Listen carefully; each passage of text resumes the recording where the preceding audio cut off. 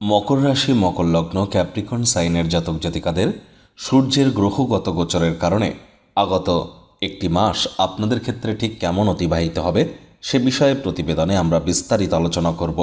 প্রসঙ্গক্রমে আপনাদের জানিয়ে রাখি, চলতি বছরের 16ই আগস্ট শুক্রবার সন্ধ্যা 7:53 সূর্য রাশি পরিবর্তন করে আপনাদের অষ্টমভাবে স্বগৃহে গোচর করতে চলেছেন একটানা 1 বছর পর।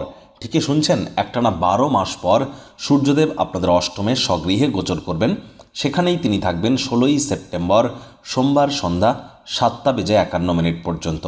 তাহলে 16ই আগস্ট থেকে 16ই সেপ্টেম্বর সূর্য আপনাদের অষ্টমে স্বগৃহে বিরাজমান হবেন। সূর্য যখন রাশি পরিবর্তন করবেন তখন কিন্তু তিনি প্রথমে কেতুর নক্ষত্র মঘা নক্ষত্রে গোচর করবেন।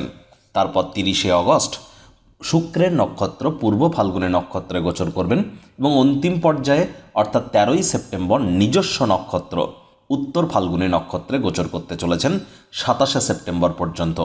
তারপর চন্দ্রের নক্ষত্র হস্তা নক্ষত্রে গোচর করবেন। তাহলে একটি জিনিস আমরা কি বুঝলাম, যে 13ই সেপ্টেম্বর থেকে 27শে সেপ্টেম্বর এই 14-15 দিন সূর্যদেব কিন্তু নিজস্ব নক্ষত্রে গোচর করতে চলেছেন। দেখুন, সূর্যকে he is the king of the solar system. সৌরজগতের রাজা হচ্ছে সূর্য। বিজ্ঞান ওয়াইজ যদি দেখেন, সূর্য যদি না থাকে তাহলে সৌরমণ্ডলের কোনো লাভই কিন্তু নেই। কারণ এই যে বিশ্বব্রহ্মাণ্ডের নামই তো সোলার বা সৌরমণ্ডল দেওয়া হচ্ছে না, তাহলে এই সোলার সিস্টেমের কিং হচ্ছেন সূর্যদেব। যদি সরকারি চাকরি প্রাপ্তি করতে চান, সরকার পক্ষে যদি থাকতে চান, পলিটিক্সে যদি কেরিয়ার করতে চান, নেতা মন্ত্রী এমএলএ এমপিস যদি হতে চান, অথবা সোশ্যাল মিডিয়া বা আপনারা যদি মনে করেন যে আপনারা সোশ্যাল ওয়ার্ক করবেন, রেপুটেশন প্রাপ্তি করতে চান, নাম্মান সম্মান প্রাপ্তি করতে চান, লিডারশিপ কোয়ালিটিস, ম্যানেজমেন্ট স্কিল, আমাদের পিতা ভিটামিন ডি, এ সব কিছুর কারক তত্ত্ব কিন্তু সূর্যের হাতেই অবস্থান করছে। তাহলে বুঝতেই পাচ্ছেন সূর্য কতটা মেজর একটি ইভেন্টফুল প্ল্যানেট। এজন্য সূর্যের এই গোচর আমাদের ক্ষেত্রে অত্যন্ত গুরুত্বপূর্ণ। স্কিপ না করে পুরোটাই শুনবেন যদি ভিডিওটির প্রকৃত মর্মার্থ আপনারা উপলব্ধি করতে চান। 7.5 অন্তিম চরণে আছেন এবং শনি কিন্তু বর্তমানে বক্রিয় আছে, যার জন্য আলোচনাটি আরও গুরুত্বপূর্ণ। দেখুন, আলোচনাটি ইন জেনারেল প্রেডিকশন হবে, অর্থাৎ এই পৃথিবীতে যতজন মকর রাশির জাতক জাতিকা আছেন তাদের প্রত্যেকের জন্য। আপনি যদি চান আপনার ব্যক্তিগত ন্যাটাল চার্ট বা জন্মছকের সাথে সাথে বর্তমান গ্রহগত গোচরের ছক বা প্ল্যানেটারি ট্রানজিটের চার্টকে কম্বাইন করিয়ে 100% অথেন্টিক পার্সোনাল বা ব্যক্তিগত গণনা এনি টাইম কিন্তু আমাদের দ্বারাই করাতেই পারেন। এর জন্য স্ক্রিনে আমরা নাম্বার দিয়ে থাকি। চাইলে আপনারা যে কোনো শনিবার অথবা রবিবার ফেস টু ফেস অফিসে এসে সাক্ষাৎ করতে পারেন, অথবা সপ্তাহের যে কোনো দিন চাইলে অনলাইনে অথবা বাই ফোন কনসালটেন্সি গ্রহণ করতেই পারেন। এর জন্য স্ক্রিনে আমরা নাম্বার দিয়ে থাকি। তো চলুন কথা না বাড়িয়ে আলোচনায় প্রবেশ করা যাক। মকর রাশি, মকর লগ্ন, ক্যাপ্রিকন সাইনের জাতক জাতিকাদের রাশির অধিপতি শনি। আর স্ক্রিনে আপনারা যে চার্টটি দেখতে পাচ্ছেন এটি কিন্তু মকর রাশির জাতক জাতিকাদের 2024 সালের 16ই আগস্ট সূর্যের গ্রহগত গোচরের ছকটি কেমনটি দেখাবে। 16ই আগস্ট সূর্য সিংহ সংক্রান্তি ঘটিয়ে আপনাদের অষ্টমভাবে গোচর করবেন, স্বগৃহে বিরাজমান হবেন সূর্যদেব, এবং সেখান থেকে তিনি তার পূর্ণ দৃষ্টি আরোপ করবেন শনির উপরে, আপনাদের সেকেন্ড হাউস, পরিবার, বাণী এবং অর্থের ভাবে। দেখুন, সূর্যদেব যেখানে বসে আছেন ওখানে 5 লেখা থাকলেও গুলিয়ে ফেলবেন না, ওটি কিন্তু আপনাদের 8th হাউস। যেখানে 10th লেখা আছে ওটি আপনাদের ফার্স্ট হাউস, যেখানে 11th লেখা আছে ওটি আপনাদের সেকেন্ড হাউস। সেকেন্ড হাউসের লর্ড শনি স্বগৃহে বিরাজমান হলেও বর্তমানে তিনি বক্রী অবস্থানে আছেন। 14ই নভেম্বর পর্যন্ত শনি বক্রী থাকবে। তার ফলাফল কী পেতে পারেন অলরেডি চ্যানেলে ভিডিও আপলোড করা হয়েছে, সময় সুযোগ বুঝে দেখে শুনে নেবেন। 7.5 অন্তিম চরণেও আপনারা আছেন। তাহলে শনি সূর্য একে অপরকে প্রতি উত্তর দৃষ্টি দিয়ে দেখছে। আর দেখুন, সূর্য এবং শনি দুজনেই কিন্তু পিতা পুত্র, আর দুজনের মধ্যে কিন্তু সম্পর্ক খুব একটা মধুর নয়। যখন শনিদেব জন্মেছিলেন সূর্যদেব শনিকে দেখে বলেন, এমন কৃষ্ণবর্ণের সন্তান আমার হতেই পারে না। শুনে শনি রেগে গিয়ে নিজের এজেন্ট রাহুকে পাঠিয়ে দেয়। তখন থেকে কিন্তু সূর্যগ্রহণ শুরু হয়ে যায়, সোলার এক্লিপস শুরু হয়ে যায়। এজন্য সূর্য এবং শনি একে অপরের পরম শত্রু, আর একে অপরকে পূর্ণ দৃষ্টি দিয়ে দেখছে। আবার এটিও সত্য, দুজনেই কিন্তু স্বগৃহে বিরাজমান এবং অত্যন্ত বলবান। সূর্য যখন 16 তারিখে রাশি পরিবর্তন করে আপনাদের 8th হাউসে গোচর করবে, সেখানে বুধ এবং শুক্র কিন্তু আগে থেকেই বসে আছে লক্ষ্মীনারায়ণ যোগ তৈরি করে। সূর্যের প্রবেশের সাথে সাথে এখানে বুধাদিত্য যোগ এবং শুক্রাদিত্য যোগও তৈরি হলো। আবার বুধ এবং শুক্র দুজনেই কিন্তু অস্তও গেল। আবার কিন্তু বুধ কিন্তু বর্তমানে বক্রিয় আছে, 22 তারিখে বুধ আবার বক্রি অবস্থাতেই ব্যাকওয়ার্ডে মুভমেন্ট করে আপনাদের 7th হাউসে গোচর করবে। 25 তারিখের পর শুক্র কিন্তু নিচস্থ হয়ে আপনাদের 9th হাউসে গোচর করে যাবে। তারপর সূর্য স্বগৃহে একাকী বিরাজমান থাকবেন। তাহলে এখানে বুধ শুক্র হয়তো আমি দেখাইনি চার্টে, তবে বুধ এবং শুক্রও কিন্তু সূর্যের সাথে সহাবস্থান করছে।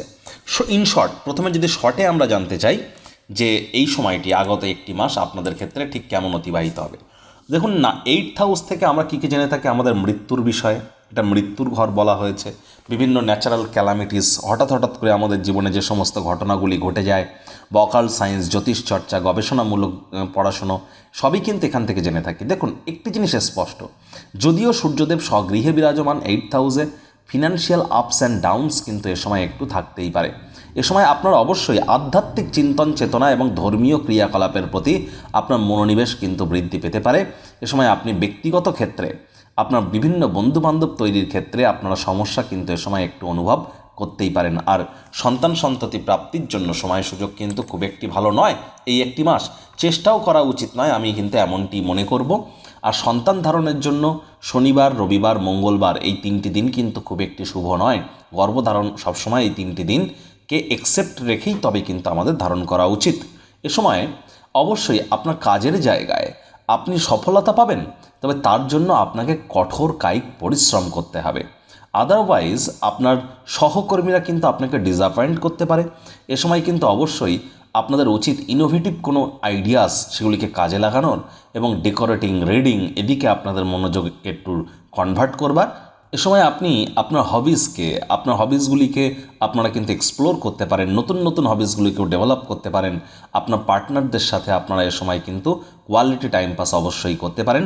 ফ্যামিলি কোনো ইভেন্টে এ সময় আপনারা অবশ্যই আনন্দ উপভোগ করতে চলেছেন। কোনো হলিডে বা গ্যাদারিংয়ে আপনারা যেতে পারেন।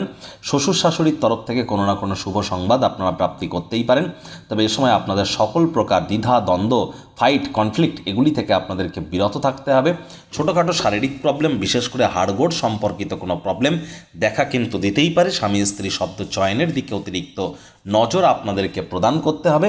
এ সময় আপনি যদি অবশ্যই গবেষণামূলক ক্ষেত্রে যুক্ত থাকেন, বা আপনারা যদি জ্যোতিষশাস্ত্র, অকাল্ট সায়েন্স বা গবেষণামূলক পড়াশুনো, বিদেশি ভাষা শিক্ষার চেষ্টা করছেন, numerology, tarot card reading, Angel healing বা কোনো প্রকার গুপ্ত বিদ্যা নিয়ে যদি আপনারা নিজেদের সময় অতিবাহিত করেন, সেখানেও কিন্তু আপনারা এ সময় দুর্দান্ত সফলতা অবশ্যই অর্জন করতে পারেন। লং ডিস্টেন্স জার্নির জন্যও কিন্তু সময়ের সুযোগ আপনাদের অবশ্যই শুভ পরিগণিত হচ্ছে, এ বিষয়ে কোনো সন্দেহ নেই।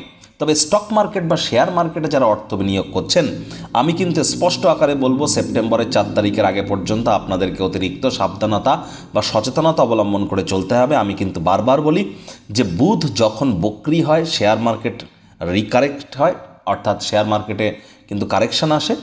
আর যখন বুধ অস্ত যায়, অর্থাৎ মার্কেটে যখন কম্বাস্ট হয়, তখন কিন্তু শেয়ার মার্কেটে ভলাটাইলিটি বেড়ে যায়। তার রেট্রোগ্রেড হলে মার্কেট কারেকশন করে এবং কম্বাস্ট হলে মার্কেট কিন্তু ভলাটাইলিটি বেড়ে যায়।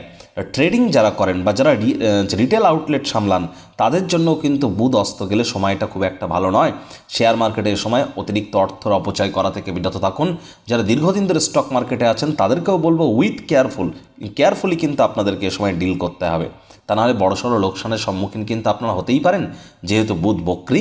আবার একটি জিনিসও কিন্তু সত্য যে এখান থেকে কিন্তু আপনারা অবশ্যই শ্বশুরবাড়ির তরফ থেকে কোনো না কোনোভাবে উপকৃত হতে পারেন, বা গবেষণামূলক কোনো জিনিসপত্র দূরদর্শিতা কিন্তু এ সময় আপনাদের 100% বৃদ্ধি পেতে চলেছে। সেপ্টেম্বরের 4 তারিখের পর বুধ কিন্তু প্রবেশ করে যাবে আবার আপনাদের 8th হাউসে, এবং সূর্য বুধের বুধাদিত্য যোগ তৈরি হবে। তখন বুধ মার্গী থাকবে। যদিও সূর্যের কাছে আসার কারণে প্রতিটি গ্রহই তো অস্ত যায়, তবে একটি জিনিস সত্য, বুধাদিত্য যোগও তো তৈরি হবে, এটিও তো অস্বীকার করতে পারবেন না। তাহলে কিছুটা হলেও বেটার রিলিফ আপনারা সেপ্টেম্বরের 4 তারিখের পর পাবেন। এবার শনির, বক্রী শনির যেহেতু পূর্ণ দৃষ্টি আছে, এজন্যই তো আমি বারবার বলি যে জন্মছক ম্যাটার করে। এতদিন আপনারা স্যারের থেকে অনলাইনে কনসালটেন্সি নিয়েছেন, এবার দীর্ঘ প্রতীক্ষার অবসান ঘটছে। থাকছে স্যারের সাথে মুখোমুখি বসবার সুযোগ। প্রতি শনি ও রবিবার স্যার থাকছেন আমাদের তিলোত্তমা কলকাতায়। যদি স্যারের সাথে মুখোমুখি কথা বলতে চান, তাহলে নিচে স্ক্রিনে ফ্ল্যাশ হওয়া নম্বরে আজই যোগাযোগ করুন। জীবনকে সমস্যামুক্ত করতে কে না চায়? আর দামি আংটি, পাথর, মাদুলি, তাবিজ, কবজের জন্য অর্থ নষ্টও নয়, শুধুমাত্র law of attraction, sound vibration, temple visiting, মন্ত্রা, দান, ধ্যান, নিউমারোলজি, সিগনেচার চেঞ্জ, বাস্তু, গুপ্ত লুপ্ত বিদ্যার মাধ্যমে অব্যর্থ প্রতিকার করা হয়।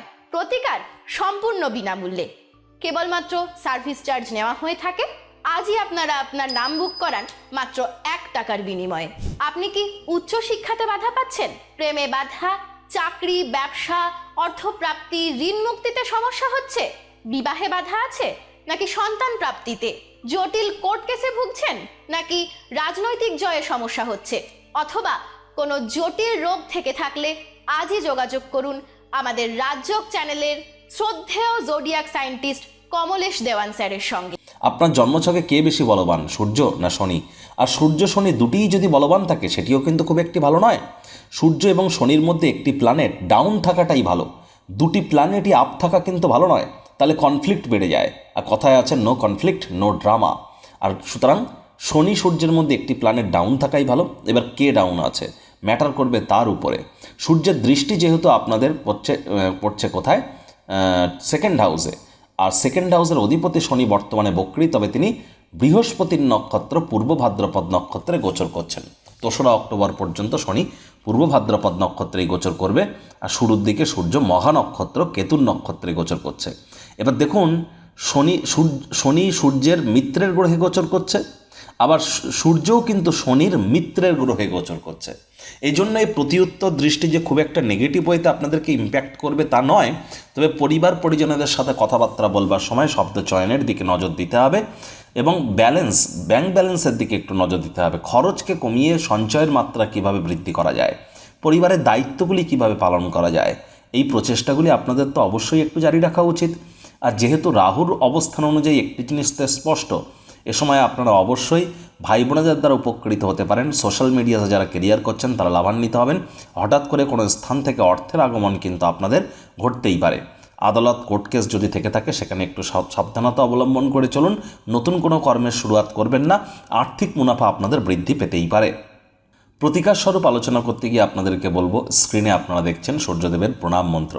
ওম জবা কুসুম শঙ্কাশং কাশ্যপ্যাং মহাদুতিম ধন্তারিং সর্বপাপগ্নং প্রণতহস্মি দিবাকরম। এটি প্রত্যেকদিন সকালবেলা ঘুম থেকে উঠে সূর্যদেবকে প্রণাম করে 7 বার জপ করে দিন শুরু করুন।